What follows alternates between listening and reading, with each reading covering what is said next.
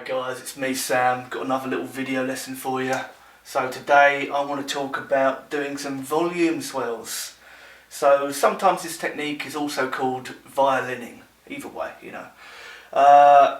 And you know, the players that do it range from guys like Yngwie Malmsteen to, you know, Walter Trout does it a lot, Joe Bonamassa, Eddie Van Halen. And these different players do it in different ways. The way Eddie Van Halen does it is he's not picking the notes, he's hammering on from nowhere, giving his hand the ability to you know, concentrate on gripping the knob, so to speak. The way that Walter Trout and Yngwie Malmsteen do it is the way that I do it. You know, you're still picking in the usual way, and you're using your little finger just to hold on to the volume knob. Joe Bonamassa does this as well, and he's got the incredible ability to do it on a Les Paul, which is very difficult because the volume knob is so much further away. You've really got to reach for it. So yeah, that's the nice thing about the Strat. All of my controls are accessible for my little finger.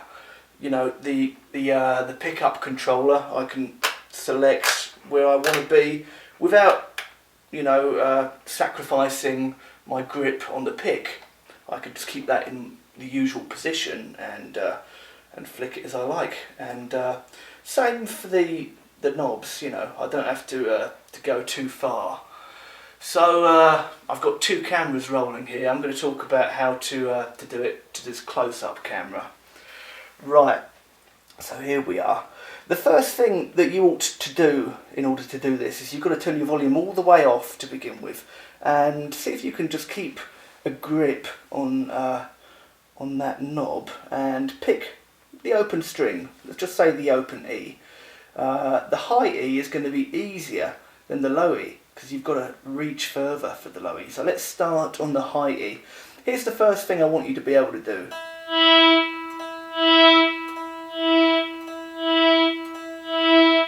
So I'm picking the same note over and over, and I'm just rolling in the volume each time.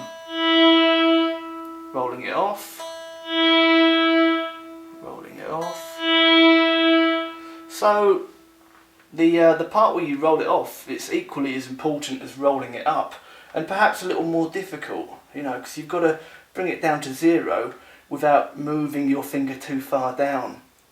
So that's a hard thing in itself, and I'd get good at that to begin with.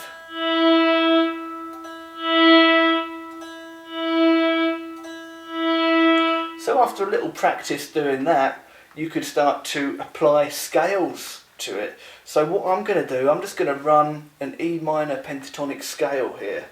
Let me back up a little bit so you can see. I'm going to play an E, then a G, then an A, then a B, then a D, then an E.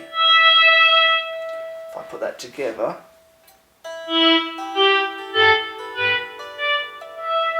yeah. When you get good at that, you could do the same thing on the B string. See if you can follow a scale up there. Same scale, starting on the B note.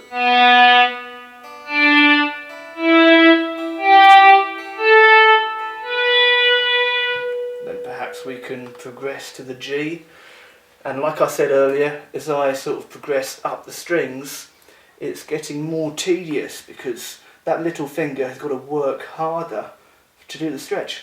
And then the D, getting a little more tricky in the A.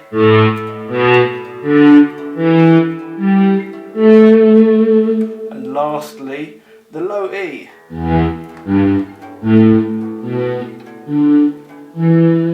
There we go. Okay, right. So once you've sort of graduated to that level, you can try going across the strings. Perhaps I could do another pentatonic scale, but this time moving the other way. So if I start in, you know, position 1, I can sort of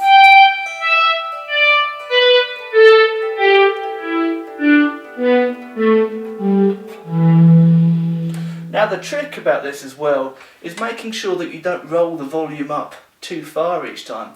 Because if you roll the volume up too far, you're going to really struggle to get it all the way back down, and you're going to be burning a lot of energy.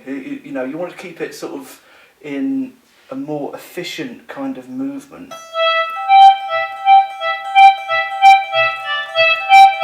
To give you an idea,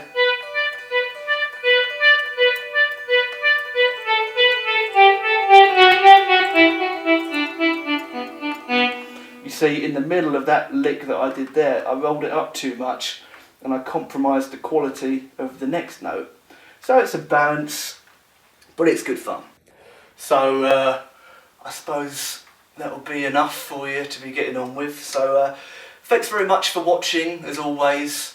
I'm going to try and post a few more videos now I'm back at home for a little bit. So I look forward to seeing you in another video soon. Thanks guys, bye bye.